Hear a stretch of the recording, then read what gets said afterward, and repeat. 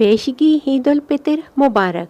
आए मेरे हर दिल हजीज सामहीन व नाजरीन, अस्सलामु अलैकुम। Welcome to my today's short segment. Guys, बला आखिर 30 रोज़े पूरे हो जाने के बाद कल इंशाअल्लाह अज़ीज़ पूरे पाकिस्तान में इंतहाई जोश व खरोश के साथ ईद उल फितर मनाई जाएगी। आपको बताती चलूँ, चांद देखने की यह खुशखबरी मुझे कहाँ से मिली। जनाब, ये उड़ती हुई खबर मुझे बलूचिस्तान के छोटे से शहर पसीनी से मौसूल हुई।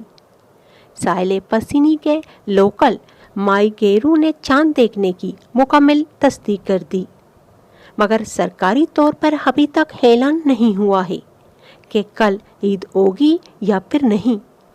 वो तो पिछले ईदों की तरह हो सकता है तरावी नमाज पढ़ने के बाद ही ऐलान हो।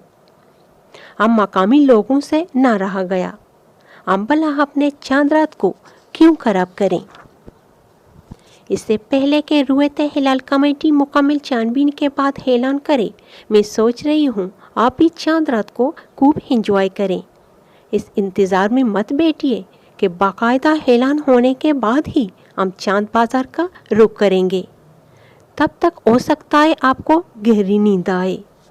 इससे पहले कि नींद की कुमारी आपकी आंखों पर अपना कब्जा जमा ले, आप भी हमारी तरह आखिरी हफ्तारी के बाद चांद रात को अपने तर्ज में अपनी फैमिली के साथ मिलकर सेलिब्रेट करें। यहाँ के मकामी लोग अफ्तारी के बाद अपनी अपनी फैमिलियों के साथ साले समंदर का रुख करते हैं ताकि चांद रात को खूब इंजॉय कर सकें। सो गाइस, एक बार फिर मेरी तरफ से सभी देखने और सुनने वाले और वालियों को दिली ईद मुबारक। मेरी दुआ है अल्लाह पाक आपको और आपके चाहने वालों को ढेरों ऐसी खुशियाँ नसीब फरमाए, आमीन। अब मुझे दीजिए इजाज़त।